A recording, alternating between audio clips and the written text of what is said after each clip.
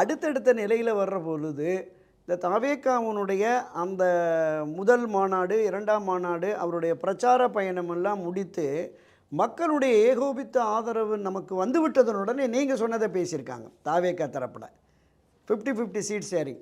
1980 திராவிட முன்னேற்றக் கழகம் காங்கிரஸும் ஒரு கூட்டணி ஆட்சின்னு சொல்லிட்டு ஒரு ஃபார்முலா ரெடி பண்ணாங்கல்ல, அது மாதிரி பாதி பாதி இடங்கள், அந்த பாதி இடங்கள் தாவேகா அதிமுக. அதிமுகவில் யாராவது உங்கள் கூட்டணி சிறிய கட்சிகள் வந்தால் அந்த பாதியில் நீங்கள் தான் கொடுக்கணும் அப்படின்னு. அப்போ பாதிக்கு மேற்பட்ட இடங்கள், இந்த பாதி இடங்களில் இவங்க நிற்கிற பொழுது இந்த பாதிக்கும் குறைவான எப்படியும் ஒரு 10-20 தொகுதியாவது இவர் மற்ற கட்சிகளுக்கு விட்டு கொடுக்கணும். ஸோ அந்த நிலையில் வந்து அது 2.5 ஆண்டுகள் நம்ம இருப்போம் அப்படி. ஏன்னா நான் பிரகடனப்படுத்தி வந்தது ஆட்சி அதிகாரத்தில் பங்கு அப்படிங்கிற மாதிரி தான். அதனால் 2.5 ஆண்டுகள் நாங்கள் இருக்கோம் தாவேகா முதலமைச்சராக, அடுத்த 2.5 ஆண்டுகள் அதிமுக தலைமையில் இருக்கட்டும் அப்படிங்கிற மாதிரி பேசியதாகவும் அதுவும் தகவல் வந்தது. இது முழுக்க முழுக்க அண்ணா திராவிட முன்னேற்ற கழகத்தில் அது ஒப்புக்கொள்ளவே முடியாது.